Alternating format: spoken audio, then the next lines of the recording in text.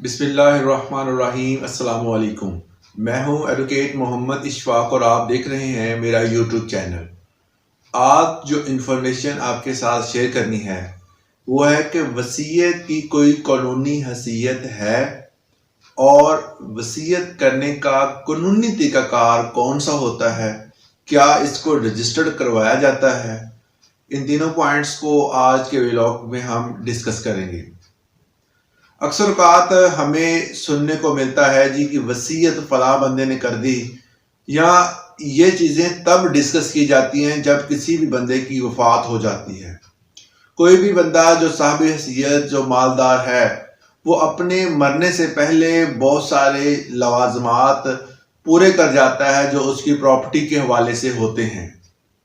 اگر کوئی شخص اپنی جائیداد اپنی زندگی میں کسی دوسرے شخص کو زبانی یا تحریری طور پر منتقل کر دے، لیکن اس پر عمل درآمد جو ہے وہ اس کی زندگی مطلب اس کی وفات کے بعد جو ہو، ایسے فعل کو وصیت کا نام دیا جاتا ہے۔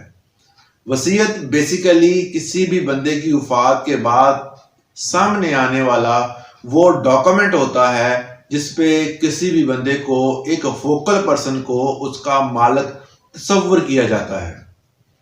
وہ کوئی بھی بندہ ہو سکتا ہے، اس کی فیملی کا ممبر ہو سکتا ہے، وہ اس کا دوست ہو سکتا ہے، وہ کوئی بھی احباب ہو سکتا ہے۔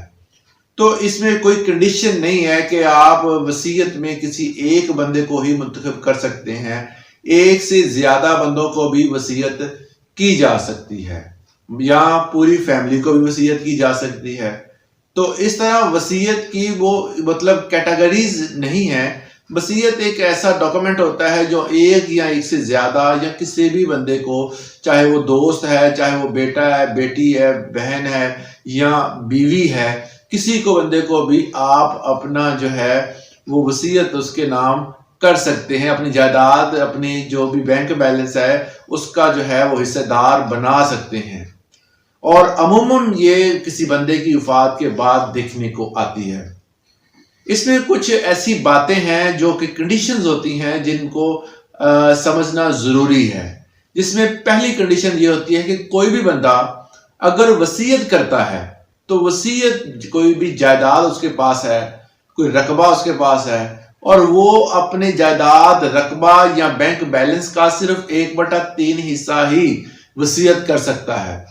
اس سے زیادہ رقم، اس سے زیادہ جائیداد، اس سے زیادہ جو ہے وہ بینک بیلنس یا پراپرٹی کو وصیت نہیں کر سکتا۔ ایک ایگزامپل سے میں آپ کو سمجھاتا ہوں۔ اگر کسی بندے کے پاس 3 بنگلے ہیں تو وہ تینوں جو ہیں وہ کسی بندے کو وصیت نہیں کر سکتا۔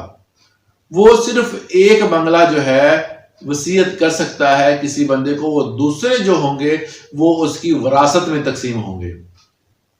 اس کے بعد دوسرا پوائنٹ جو ہے کہ کسی وراثت کے حق میں جو وصیت کی جاتی ہے، کوئی وراثتی جائیداد ہے، اس میں اگر وصیت کی گئی تو اس میں بھی تمام جتنے بھی وراثت کے حقدار ہیں ان کا راضی ہونا ضروری ہے۔ اگر وہ راضی نہیں ہوتے تو اس پر عمل درآمد نہیں ہو سکتا۔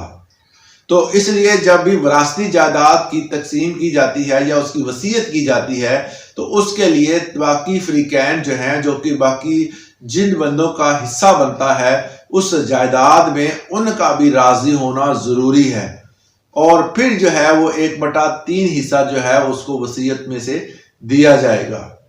اس کے علاوہ اگر 1/3 حصہ مطلب تیسرا حصہ جو ہے اس کے متعلق اس نے وصیت کی ہوئی ہے، اور اس میں انہوں نے کنڈیشنز جو ہیں وہ بھی لگا دی ہیں کہ میرے مرنے کے بعد یہ بندہ اس حصے کا جو ہے وہ منو من مالک ہوگا، اور اس میں وہ باقی جو ہے وہ رضامند ہے، تو پھر جو ہے وہ کوئی بھی بندہ اس پراپرٹی کو حاصل کرنے کے لیے کسی کو روک نہیں سکتا۔ اس بندے کو جس نے پراپرٹی جس کے نام کر دی گئی ہے، وصیت کر دی گئی ہے، تو وہ وصیت جو ہے اس کے تھرو وہ بندہ پراپرٹی حاصل کر لیتا ہے۔ اب یہ تو کچھ کنڈیشنز تھی جن کی بنا پر پراپرٹی تقسیم کی جاتی ہے، بینک بیلنس یا کوئی بھی چیز، مگر وصیت کرنے کا طریقہ کار بھی ہوتا ہے۔ عام طور پر وصیت جو ہے وہ لوگ ایک سادہ کاغذ پہ کر لیتے ہیں، مگر کچھ افراد اس کو اسٹیمپ پیپر پر رجسٹرڈ کروا لیتے ہیں۔ یہ دونوں طریقوں سے ہو جاتی ہے. آپ سٹیمپ پیپر پہ بھی لکھوا سکتے ہیں, ایک سادہ کاغذ پہ بھی لکھوا سکتے ہیں. اس پہ تحریر لکھوانے کے بعد آپ اپنے سائن, انگوٹھے اور جو بھی تم امپریشن ہوتا ہے وہ اس پہ لگا کر اس کو محفوظ کر دیتے ہیں.